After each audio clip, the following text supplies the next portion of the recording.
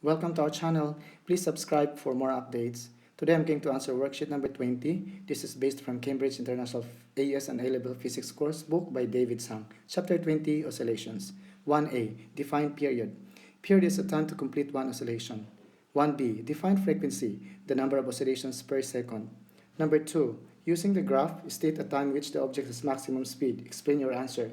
Maximum speed happens where equilibrium is where the displacement is 0, so it's at equilibrium position. So the time is 0 here, 0, 0 0.4, 0 0.8, and 1.2 seconds. B, state a time at which the magnitude of the object's acceleration is maximum. The object's acceleration is maximum if the force is maximum, so it is where the displacement is maximum. So the time is 0 0.2, these are the time, 0.6 and 1. Let's go to number 3.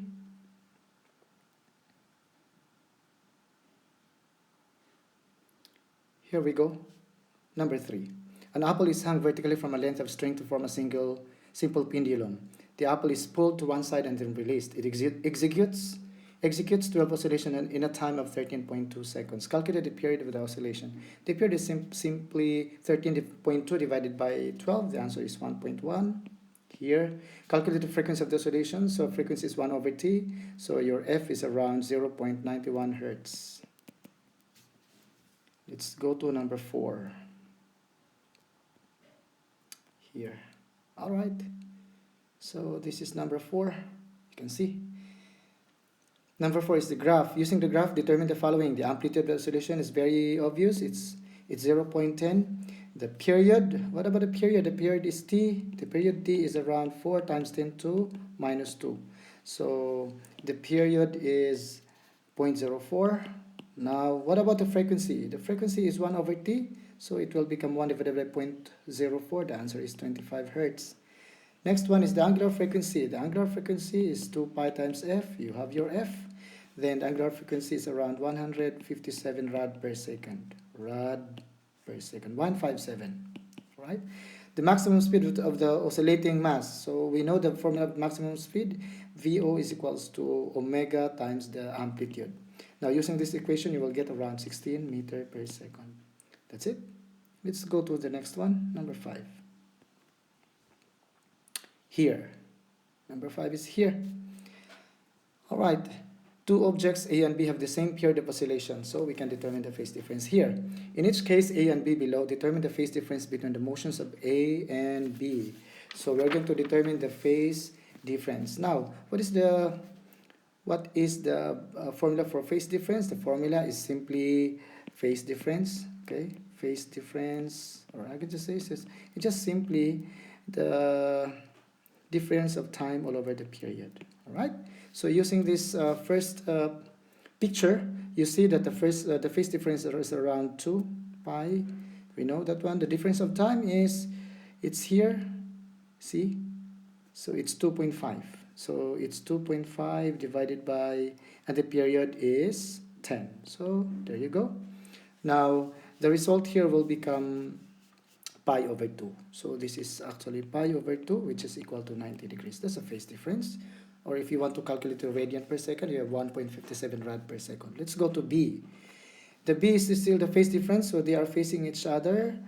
Now, the formula for phase difference is 2 pi, again, the difference of time all over the period. So, now the difference of time is they're all facing each other, so it's 5. So, it will become 2 pi multiplied by 5. Now, the period is 10. So, it means to say that the phase difference is around pi. And of course, pi is of course 180 degrees or 3.14 radian per second. Let's go to number 6.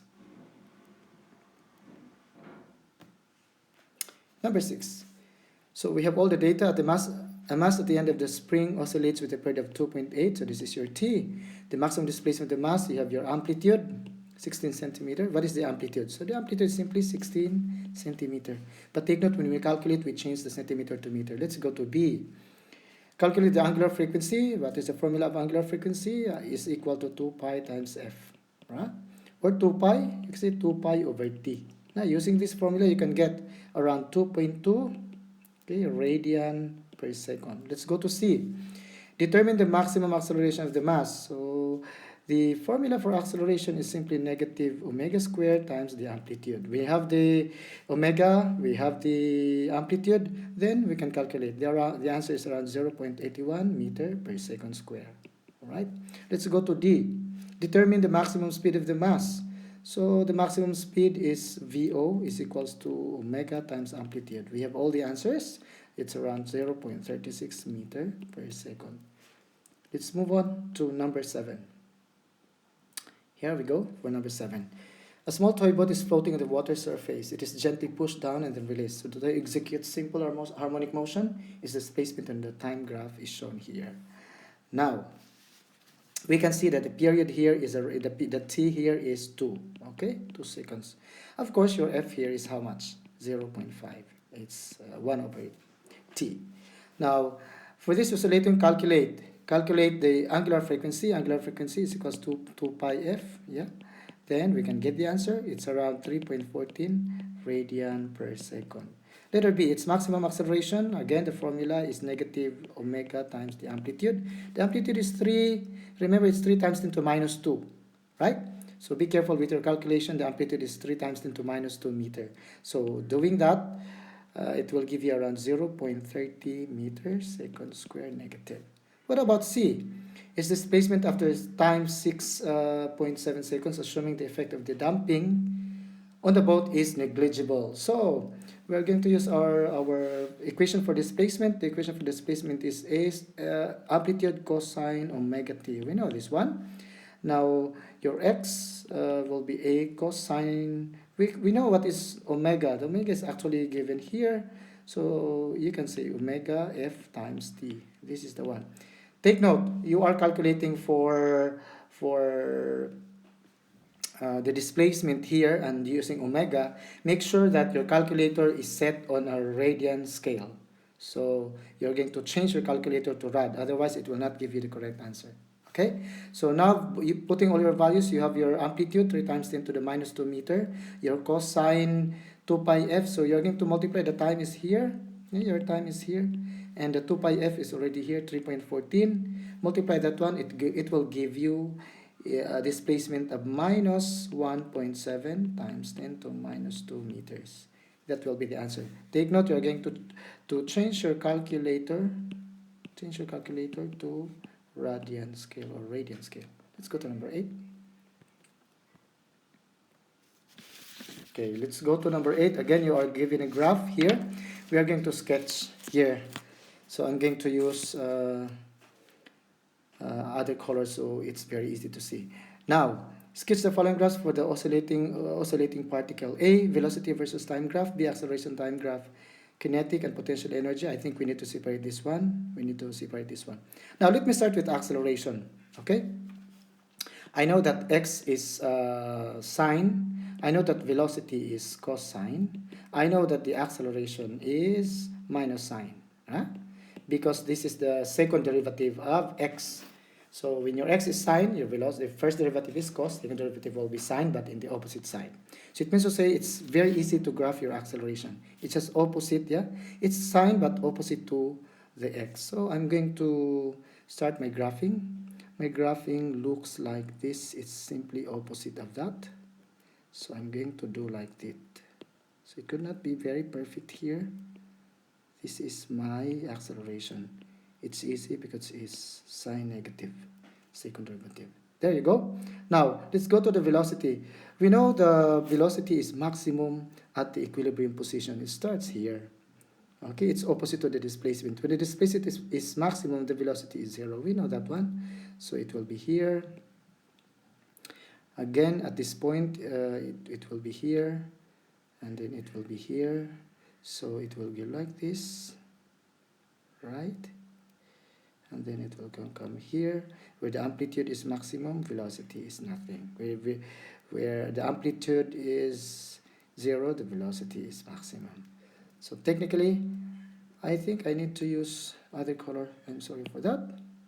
I will use not blue. Okay, let me use green for the for this velocity versus time graph. So green, okay? Green or light green. All right. So this is my velocity. The acceleration is the blue. Okay. Now let's move to kinetic energy and potential energy.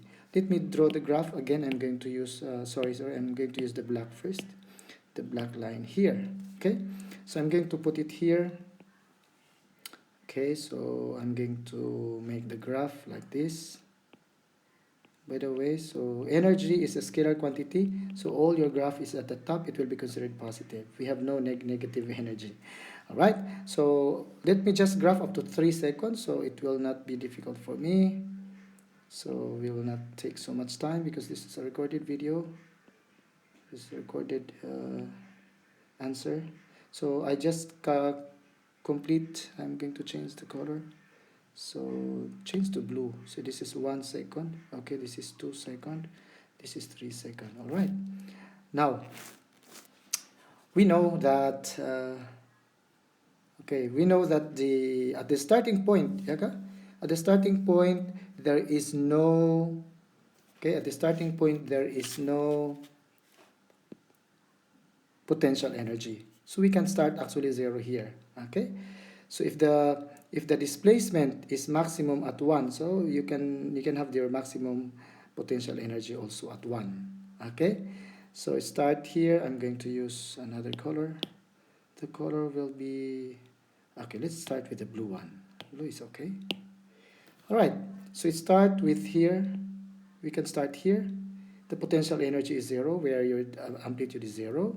Now you reach the maximum amplitude at 1. So it means you reach the maximum potential energy also at that time.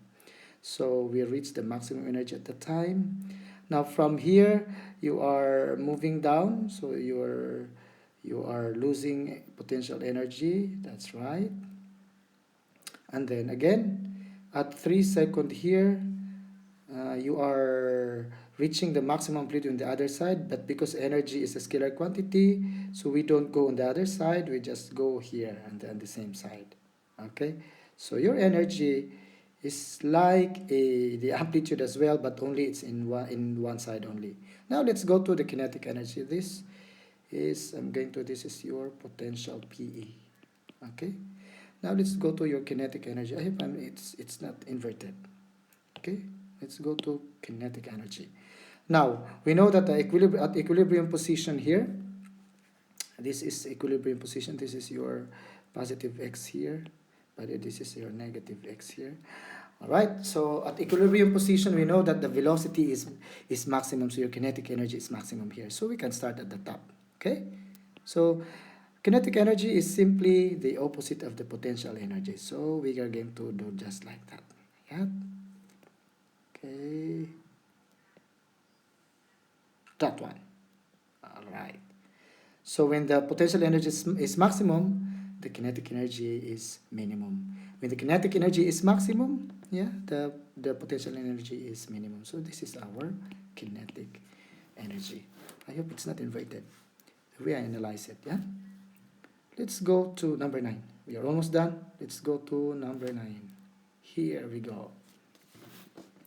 So for number 9, I'm going to get here a piston in a car engine executes simple harmonic motion. The acceleration of the piston is related to its displacement x by the equation. So remember that the equation of what acceleration we know is minus w squared times x. Okay, now so we are going to go for letter A. Letter A, so it means to say that this value of this number is your w square. All right, so A, calculate the frequency. So frequency is what? From the equation of angular of omega, it's 2 pi times f. All right, now it means to say that you have your omega square is equals to, if you square that one, yeah, omega square, you square everything, 4 pi square f square, then you can calculate your frequency. Doing that, your f is around 127 hertz. Okay, hertz, we can round it off to 130 hertz. All right, that's the answer. Now let's go to B. What about B? Okay, it has a mass of 700 grams, so the mass is given, it's 0.7 kilogram. Now the displacement is 8 centimeters, so your x sub o amplitude is 0.08. All right, Now, calculate the maximum force. So we are going to say F is equals to MA. Right? So what is A? A is W square XO. We know that one. It's minus that one. Using this formula, we can get around 35,840. Of course, it's a force. It becomes a Newton. Okay. Let me go back to the blue. I think I am more comfortable with using blue. I think it's too light. Let's go to the last number. Let's have number 10. Okay. Number 10 here. Okay. So for number 10, here, show that the acceleration of A is given by this particular equation. I think it's not that difficult. So you start with the second law of motion, F equals to ma. Now from Hooke's law, F is equals to kx. We know this one. Negative is the force is restoring force. That's why it's negative. So where it's always opposite to the displacement. Your force is always opposite to the displacement, to the restoring force. That's why it's negative. From this, you can say that ma is equal to minus k times x. Yeah, there you go. Your acceleration now is equals to negative k all over m multiplied by x. It's not that difficult. Let's go to B. Okay, let's go to B. For letter B, use the expression in A. So we are going to use the expression in A to show that F is given by this particular equation. All right, let's start with that one. So for letter B, we know that A is equal to the minus of omega times x. Okay. Now we know also that the expression of A, this A, is actually minus kx, okay, all over m. Now this is equal to minus square times x. You simplify the equation, yeah? It will become k over m is equal to w square. Okay, we know w, so w is 2 pi times f. So we are looking for f, yeah? We are looking for frequency. So of course, if doing your mathematics, doing your simplification of this formula, your f will become 1 all over 2 pi, the square root of k all over m. This is now the expression in B. Let's go to the last one. Okay, 10C. Now in 10C, the springs in a car suspension act in a similar way to the springs in the trolley. For a car of mass 850 kilograms, the natural frequency of oscillation is 0.04 seconds. So I think we need to write the given here. You have mass is 850. You have your time is equal to 0.40. Of course, your F can be calculated. 1 divided by 0.40, it will give you around 2.5 hertz. Yeah? Now we know the equation. We have the equation W square. We have this equation at the top. See, I'm going to get that. It's equals to k over m, right? Now, where your omega is 2 pi times f. Then we can calculate your k, right? We can calculate your k. So it's not a problem anymore because you have your frequency. Your frequency is here. 2 pi is 2 pi. We know the value of 2 pi. So your k is equal to 2.1 times 10 to the fifth. Since it's k, it's Newton per meter or meter times -1. So these are all the answers for this worksheet. Thank you.